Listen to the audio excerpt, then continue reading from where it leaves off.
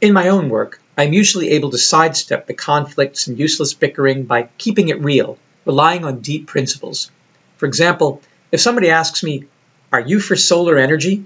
I ask them, "Which form of solar energy?" When somebody asks me, "Are you for nuclear power?" I will reply, "Which type of nuclear energy?" The debate can become more of a dialogue. Should we use the sun's radiation directly or indirectly? How long should we allow the sun's radiation to accumulate before we use it? Millions of years? Instantaneously? And what negative externalities should we allow during its accumulation and transformation? Should we make radioactive heat artificially here on the surface of the Earth, or extract it from down below where it occurs naturally? Would you rather we go mine bauxite in the jungle to make aluminum, or melt a soda can at 600 degrees Celsius using a Fresnel lens? And the sun. With this kind of framing, to achieve sustainability, we must challenge our children and all our citizens to ask themselves and each other, if you had to start from scratch tomorrow, powering your home, your neighborhood, and community with some form of solar fusion energy or nuclear fission energy, and you had no access to the global infrastructure we've been using for the past 200 years, what would you do? If you were building a society with what we know now, and you knew you couldn't harm anyone in doing so, would you really try to dig and mine and process ancient stored sunlight in the form of hydrocarbons as your first move, and deal with the poisons they produce and the transport and refining that they entail? Would you really try to create and sustain and make safe nuclear reactions in your backyard? Or would you start with the easy transformation of the stored sunlight in organic wastes into reliable clean fuel and fertilizer, and get as much energy as you could out of this ubiquitous and safe-to-use resource first, turning a problem into a solution, and only when all the waste and potential pollution was gone, imagine no more garbage, turn to other forms of energy and fertility? Would you really go and start mining for fertilizer, minerals like phosphorus, or for metals, or cut down trees to get wood and paper? Or would you first recycle all the garbage that you have, and only when you used it all up efficiently, then go looking for other sources? You see, it appears that we're doing things backwards, going looking for virgin supplies of resources and depleting them first, creating problems, rather than recycling the materials of life first, and only then, when we find we don't have enough to expand, looking for extra sources. Now, with over 7 billion people in a huge built environment churning out wastes that seem to be choking us, we actually have a great opportunity. Using the principles of biospherics, we should be able to create a closed cycle system fairly easily without mining stuff that took millions of years to create and store, and without reinventing fission and fusion reactions. From where do I draw my confidence in these ideas? From lived experience.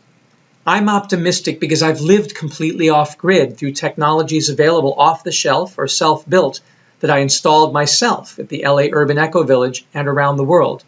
From photovoltaics and hot water heaters and small wind and hydro and biodigesters to indoor compost toilets and tower gardens and urban farming and tilapia ponds. So I have utter confidence that apart from a nuclear, chemical, or biological war, which would destroy the area we live in, or apart from political forces prohibiting me and my family and neighbors from implementing these technologies, we can live very well, regardless of rising and falling economic conditions. The confidence this gives me enables me to then further explore and contribute to larger scale solutions for sectors of society that haven't yet found the right scale solution for their currently unsustainable lifestyle or practices.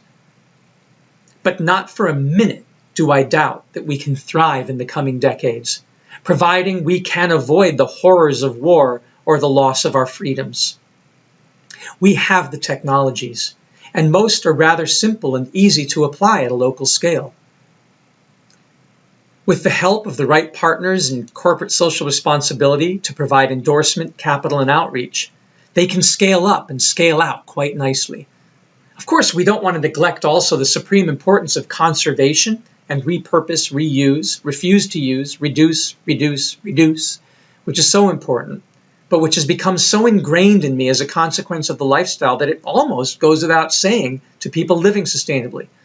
For example, when we produce all of our own electricity at home, We naturally get rid of all incandescent lights and make all lights either compact fluorescent, not great, or LED, fantastic, under the adage, you can't change people, but you can change their light bulbs.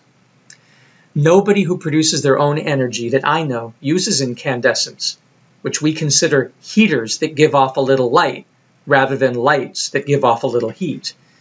So conservation is just part of the deal.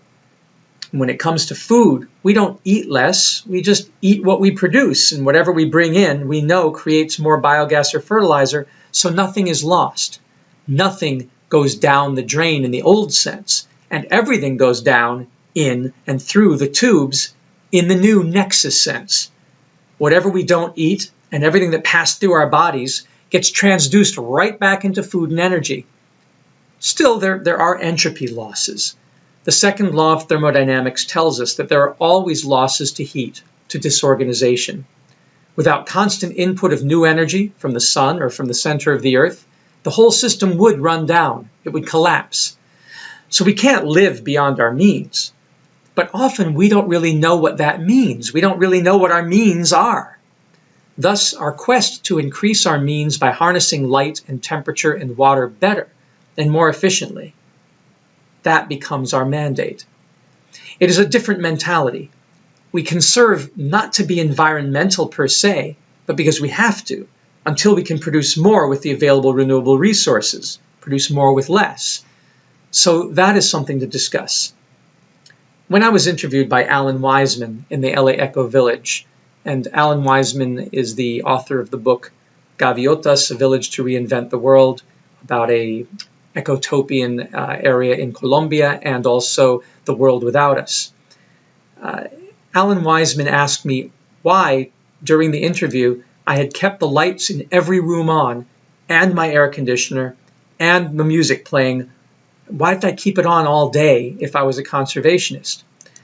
I said to him, well, because I produce all my own electricity, and I haven't yet gotten my neighbors to connect to me, and I produced a surplus today, and my batteries are full, and it will be sunny again tomorrow, I either use it or I lose it. So I'm leaving everything on. He found that fascinating. Later, I increased battery storage and eventually ran lines to the apartment of a friend of mine, and then I had to be more conservative. But generally, conservation becomes adjusted to your production and ability to store surplus. So it's another way of looking at things. Nowadays, I will sometimes, for example, gather uneaten food from McDonald's if I see it, and carry it home to increase my own energy production. And I secretly wish sometimes that not everybody becomes a sustainability jock like me, because then there won't be excess stuff for me to have for free. But that's another story. Regardless of how you view it, once we reconceive the drain, we will certainly find that the notion of civilization going down the drain isn't such a bad thing after all. It is merely one of many positions along the infinite Mobius strip loop of recycling that keeps the metabolism of Biosphere 1, our precious planet Earth, going.